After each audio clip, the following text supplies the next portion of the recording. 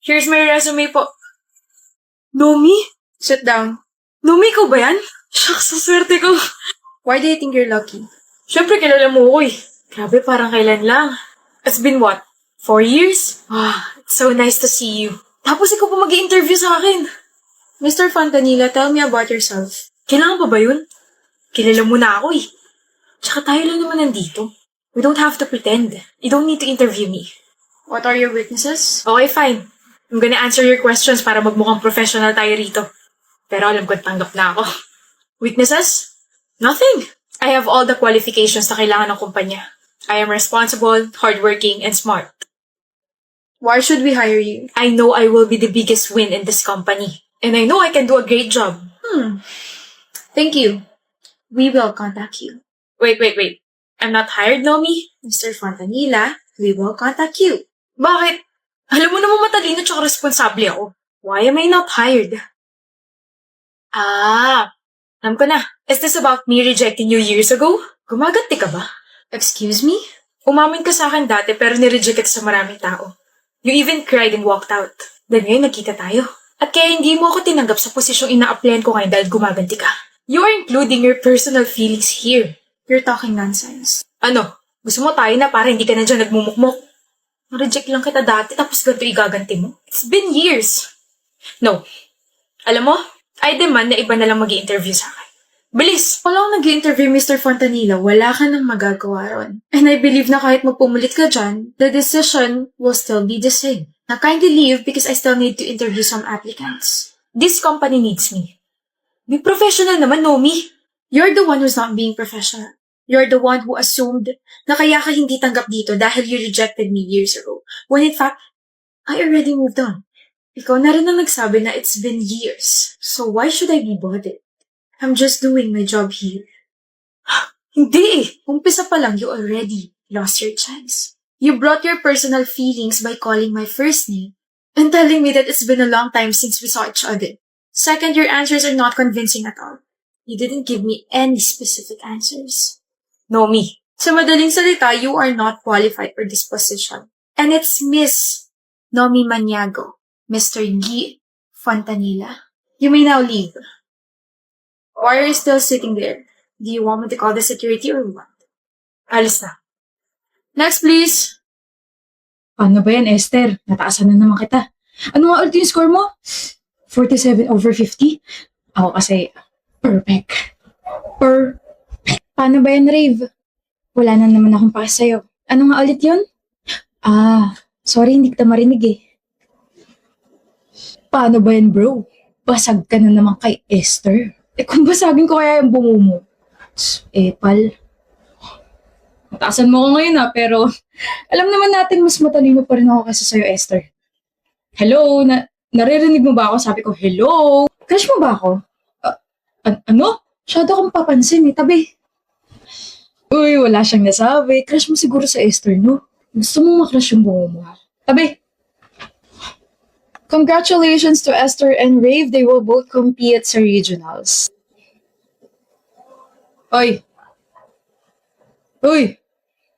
Esther! Kaya mo naman pala akong tawagin sa pangalan ko eh. Ano ba yun? Kailan tayo mag-aaral? Sino may sabing gusto kita kasabay mag-aral? Napakasungit talaga. Sandali, hindi pa ako tapos. Ano? Sabi ni Ma'am, we have to study together para magkaroon tayo ng connection. Meron naman tayong connection ah. Paputol-putol nga lang. Hoy, Esther. Napabigay naman materials to review raw. Thank you. Yun lang? Bakit? Hindi mo ba kuya yayain mag-aral? Ayaw nga kitang kasabay. Bakit nga? Bakit mo ba gusto malaman? Gusto kong malaman kung ano yung babaguhin ko para maging okay tayo. I mean, kahit ngayon lang, ayoko munang mag-away tayo. Gusto kong manalo tayo. Baka kasi mamaya dahil sa pride mo matalo tayo. Baka mas matalo pa nga tayo dahil sa kayabangan mo. Upo. Bakit bang sungit-sungit mo sa akin ha? Ginugulo mo kasi ako palagi. Pag hindi na bakit ginulo, magiging maayos na ba ako sa paningin mo? Hindi. Nag-aaral ka na? Wait, kanina ka pa ba nandito? Sana nag-chat ka kaagad para napuntahan na kita kanina pa. Okay lang, lagi naman ako maaga mag-aral eh. Here, sinulat ko na yung mga important notes sa kailangan natin pag-aralan. Kumain ka na ba? Hindi pa, mamaya na. Kumain ka muna. Rave, kailangan natin maghabol. Pwede bang kahit ngayon lang makinig ka muna sa akin? Kahit ngayon lang, huwag ka muna makipagtalo sa akin, Esther. Iligpit mo yan, sabihin mo sa akin kung ano gusto mo, mag-order ako, kakain tayo. Okay, tapos na ako. Mali sagot mo. Mali? 6 dapat, hindi 4. Saan mo nakuha yan? Sa kulangot mo. Wow! Si Esther, marunong namang bara. Wow, si Rave, tingin sa akin lababo. Tama nga sila. Yung mga matatalino, sila yung mga walang sense of humor. Pero, syempre naiiba ako. Aray ko, ituro mo na lang sa akin kung paano naging ganun yung sagot. Marunong ka naman palang umiti eh. Huwag mo nga i-gatekeep yan. Ganda mo kaya. Ready ka na? Okay ka lang? Oo, kulang na sa tulog. Sabi ko naman kasi sa'yo, maaga ka magpahinga. Pwede bang wag mo na akong pagalitan, Rave? Let's just finish this competition tapos bumalik na tayo sa dati. Why are you giving me that kind of attitude? Akala ko ba okay na tayo? Ano yung gusto mo ha? Yung dati? Na inaasar kita tapos ikaw wala kang pakialam sa akin? Ayoko. Pinakisamahan lang kita for extra points. Huwag kang umasta na close tayo.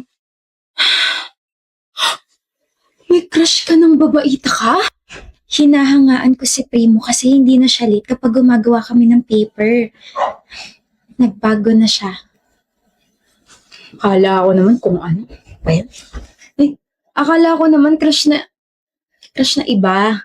Nag-expect ako buwisit. Mali ba sinabi ko? Uy, Megan. Megan. Uy! Bakit hindi mo ako pinapansin? Hindi naman ako late ah. Hindi nga, kaya nga crush na kita eh. Muntik na akong kiligin. Buti na lang naalala kong crush niya ako kasi hindi ako late. Visit. So, bakit mo ako hindi pinapansin? Sabi mo, Primo, kapag may narinig akong Meg, ikaw yon tapos lilingon ako. Eh, Megan, tawag mo sa akin eh. Hindi naman ako si Megan mo. Megan ko? Diba si Meg mo ko? Meg ko? Mali ba ako? Wait lang, order lang ako, okay? Babalikan kita. Napaka-cute. Nakakairita. Meg. Tignan mo tong, cellphone ko. Alam mo, pinicturean ko talaga to. Alam mo, mataas yung mga quizzes ko. Congrats. Gusto kong malaman mo na matalino ako. Hindi ko naman kina-question yun. Hindi na rin ako masyado nagbibilyar. Focus ako sa studies ko. Hindi porket mayabang ako or ganito ako magsalita eh, hindi na ako mabait. Mabait ako. Yun lang. Sige, CR muna ako. Ano ba itong ginagawa mo? Ano bang nangyayari sa'yo, Primo? Wala. Gusto ko lang ma-realize nga na bagay ako sa kanya. Na bagay kami. Primo, pwede pa abot ng eraser? Ano pa? Kahit ano ibibigay ko sa'yo. Gutom ka na ba? I can order for us. Parang may nagbago sa'yo. Talaga? Parang humaba yung patilya mo. Joker ka pala.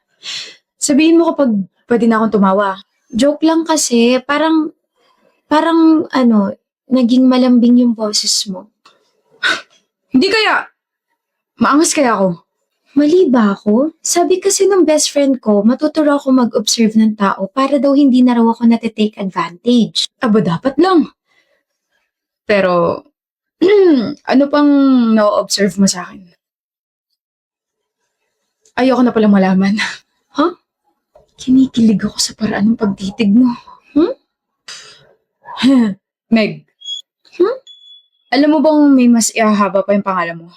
Huh? Meg. Megan, may ganda ka. Alam ko. I know, nakakakilig, di ba? Paano mo napahaba yung pangalan ko? Saan ang galing yung Meganda ka? Parang ang gulo naman yata, Primo. Wish, wala kang ginagawa. Bakit? Di ba gamay mo na yung recent topic natin sa calculus? Yap, pwedeng paturo, hindi ko kasi gets. Girl, ang slow mo naman. Ang dali-dali lang nung lesson tapos hindi mo pa get. Ano ba yun, Zari? Calculus, yung recent lesson natin. Hindi mo gets? Hindi. Ako gets ko. Talaga? Pwedeng paturo? Ayan, okay, Krish. Ang time-consuming. I mean, no offense, Zari, pero dapat kasi gets mo na yan. Kami ng mga kaibigan mo, alam na yan, tapos ikaw. Naku, napapag-iwanan ka namin, ha? Bobo yarn. Hoy, umiyak yan bigla. Joke lang, ha? Puro na lang paturo to si Zari, napaka-bobo.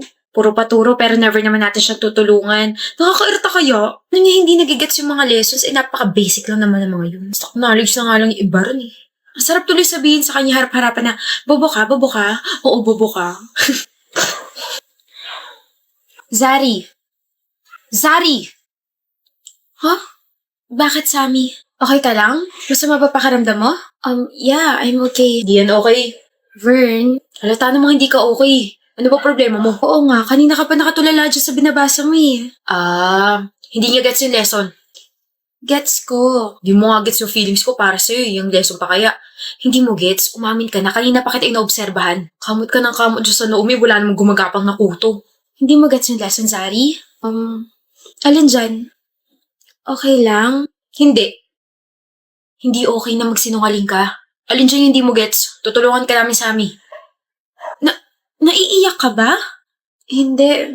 Sabi hindi nga okay magsinungaling eh. Akala ko kasi imamock niyo ako. What? Akala ko kasi sasabihin niyo na slow ako, nabobo ako kasi hindi ko gets yung lesson. Zari, are you kidding me? Kapag may hindi naman kami gets na ibang lessons, nandyan ka kaagad para turuan kami. No judgment at all. So bakit naman namin sasabihin yun? Bakit ka naman namin imamock? We do understand kung gaano kahirap mag-aral. Walang madaling lesson. Zari, mga kaibigan mo kami. Cringe man pakinggan pero ang magkakaibigan nagtutulungan at hindi nagbababaan. There's no competition between us. Healthy competition, yes. Pero not to the point na magiging insensitive kami sa side mo. May competition sa amin. Competition sa puso ni Zari kasi buwisit yung tika-ibang course eh. Mami may gusto sa'yo, gusto rin naman kita. Ang seryoso ng usapan tapos isisingit mo yung kaipalan mo? Turuan na nga kita, Bob. Zari, turuan na rin kita kung paano ka aamin sa akin. Gusto rin naman kita. Gusto ko na rin matutunan tong lesson natin. Pag-untugin ko kaya kayong dalawa, no? Maghiwalay nga kayo, ako magtuturo sa'yo, Zari. Mamimiss kita, Zari. Wow, isang tao lang naman yung pagitan nyo. Kita mo tong ballpen na hawak ko, Vern? Bibili na lang ako ng snacks natin. Bye, Zari. Mamimiss kita. Please tell me hindi mo gusto yung pangit na yun.